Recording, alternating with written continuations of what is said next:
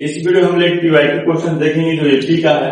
कह रहा find the 11th term from the end of AP, यानी 11th टर्म हमें पता करना है फ्रॉम द एंड यानी लास्ट से पता करना है। तो आप यहाँ देखिए लास्ट से पता करना हमें कि 11th टर्म क्या होगा। तो अगर हम देखें तो लास्ट से पता करने के लिए हम एपी को क्या कर देंगे, पलट देंगे।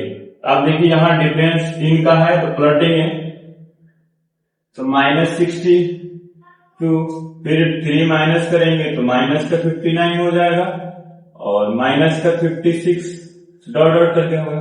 ठीक, तो हमें 11 टर्म पता करना है। जब लास्ट से कहे तो एपी को पलट देंगे तो हमारे पास ए कितना आ जाएगा, माइनस का 62। अगर हम कॉमन डिफरेंस निकालें डी निकालें तो सेकेंड टर्म में से फर्स्ट टर्म को माइनस कर देंगे तो -50 माइनस करेंगे माइनस का 62 को, तो अपना आंसर आएगा -59। ये माइनस माइनस प्लस हो जाएगा तो 62, तो आंसर आएगा 3, यानी कॉमन डिफरेंस 3 आएगा। अब हमें क्या पता करना है, 11 टर्म। तो हम लोग एन का फॉर्मूला जानते हैं कि a plus n minus 1 into d. आप एन के जगह 11 रख के निकाल लीजिए या कोई डायरेक्ट भी लिख सकता है। जैसे मान लीजिए यहाँ एन के जगह 11 रखेंगे तो a प्लस एन यानी कि 11 माइनस 1 इंटू डी, तो a11 यानी कि यहाँ a की जगह रखेंगे क्या, माइनस का 62 प्लस 11 माइनस 1 करेंगे तो 10 और d हो जाएगा तो यहाँ रखेंगे माइनस का 62 प्लस 10 इंटू डी कितना है 3, तो माइनस का 62 और ये प्लस का 30, तो a11 का जो वैल्यू आ जाएगा वो क्या आ जाएगा, माइनस का 62 सॉरी माइनस का 32 आएगा, ये आएगा माइनस का 32। तो हमसे यही पूछा था कि a11 का वैल्यू बताइए। ये तो फर्स्ट मेथड हो गया। क्या हम इसको दूसरे मेथड से भी देखते हैं कैसे सॉल्व करते हैं। मान लेंगे किसी ने सीधा ही मान लिया एपी को तो हम लोग सीधा ही मान लेंगे। तो जैसे मान लीजिए कोई नहीं बदलना चाहता है, हम लास्ट से नहीं पलट पा रहे तो कोई सीधा ही मान के इसको आंसर ला सकते हैं, हम लोग सीधे ही मान लेते हैं। जैसे मान लें कि ए हमारा क्या हो जाएगा, 10 हो जाएगा। कॉमन डिफरेंस कितना आ जाएगा, यानी कि 7 माइनस 10 करेंगे कॉमन डिफरेंस कितना आ जाएगा, माइनस 3 आ जाएगा।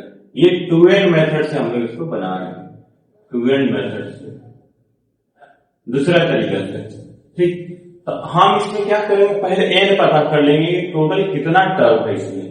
तो हम लोग an का वैल्यू पता है तो an बराबर लिखेंगे माइनस का 62 और यहाँ फॉर्मूला होता है n बराबर क्या होता है, a प्लस का n माइनस 1 इंटू डी। यही से हम निकाल लेंगे n, क्या निकालेंगे, n कितना माइनस का 62 है माइनस का 62 रखेंगे, a कितना है 10 है प्लस n तो पता नहीं n माइनस 1, d कितना है माइनस का 3। तो ये इधर पहले इसको इधर लाकर माइनस कर देते हैं तो माइनस का 62 है, ये इधर आएगा तो माइनस का 60 और ये हो जाएगा n माइनस माइनस 3। अब इसको करेंगे तो कितना हो जाएगा, ये हो जाएगा आपको माइनस का 72, कितना हो जाएगा माइनस का 72 और ये 3 इधर मल्टीप्लाई में इधर आएगा तो डिवाइड में तो माइनस का n माइनस 1, इसको डिवाइड करेंगे तो 2 का टेबल पढ़ेंगे तो माइनस माइनस कैंसिल हो जाएगा। तो इसको हम लोग करेंगे तो 24 यानी कि कितनी बार में करेगा 2 और ये हो जाएगा 12 24, तो 24 और n माइनस 1 आ जाएगा। तो अब n इधर माइनस 1 n का वैल्यू निकालेंगे तो 24 और ये इधर आएगा प्लस में तो n, ये हो जाएगा 25, यानी इस एपी में टोटल 25 टर्म है। और हमसे पूछा है कि कोई अगर स्टार्टिंग से 11 है लेकिन पूछा है कि हमें क्या चाहिए, इसमें टोटल 25 टर्म है लेकिन पूछा है कि लास्ट से कोई 11 टर्म है तो उसका वैल्यू कितना है। इस सवाल में क्या करते हैं कि जब हमसे पूछता है कि इंड से 11 टर्म बताइए, यानी कि इंड से a11 का वैल्यू बताइए, फ्रॉम इंड, कहां से, फ्रॉम इंड से बताइए, फ्रॉम इंड से a11 कितना होगा। ठीक है, तो इस सवाल में क्या करते हैं कि टोटल टर्म में से माइनस कर देते हैं, टोटल टर्म में से माइनस कर देंगे, टोटल टर्म माइनस जितना का वैल्यू पूछा है इतना कि 11 का वैल्यू पूछा और +1 कर देंगे। क्या कर देंगे? +1 कर देंगे। तो टोटल टर्म हमारे पास कितना है? 25 और -11 +1 करेंगे ये कितना आएगा? ये आ जाएगा A15 आ जाएगा, यानी कि यहाँ से कितना आ जाएगा? 15।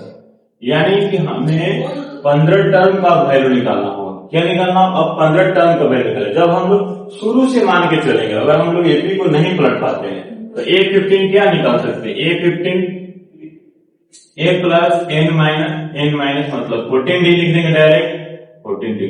तो A कितना है? यहाँ पे 10 है, प्लस 14 इंटू D कितना है? -3।